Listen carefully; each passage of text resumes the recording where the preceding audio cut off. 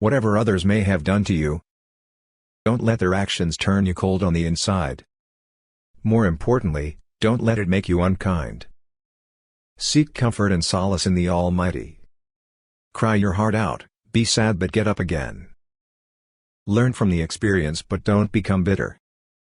Beware the one who dilutes his faith just to appease the masses. You may think you're getting away with it, but remember, the Almighty is all-knowing. There's no such thing as going with the flow in matters of faith. Make the Almighty your priority. You'll be truly prosperous. There's good in every hardship. Recognize the signs.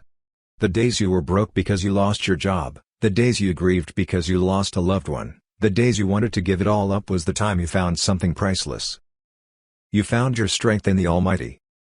If you're feeling stuck and down in the dumps often, ask yourself, are you focusing on disappointments? Because if you are, you won't be able to move forward. You'll feel a heavy load on your back. Let go of whatever it is that's holding you back. Forgive and move on. Giving is good. It gives you a sense of purpose. But there are those who will squeeze every drop of goodness from you. That's where you need to draw the line. Selfless giving can become overwhelming. It's good to give more than you receive, but keep your own interests in sight. We had no say when we came into this world, and we have no say when we'll leave this earth. Yet, we behave as if we know it all. We trudge the earth arrogantly without sparing a thought for others. Humble yourself.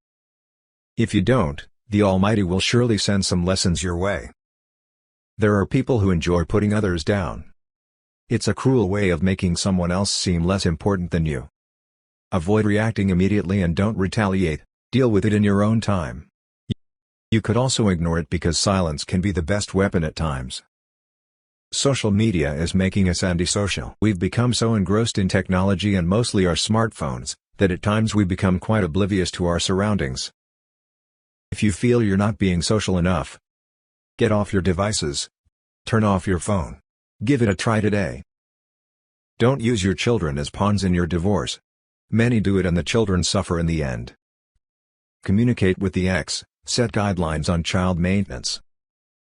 Make sure you stop to consider how your actions are going to affect your children before you engage in them. Have a heart. Do you trust your Creator? As in fully trust the Almighty to turn your life around? Some people always feel anxious, wondering what's ahead of them. They panic. They forget who's in control of their lives. He wants you to keep your mind focused on Him. He will see you through it.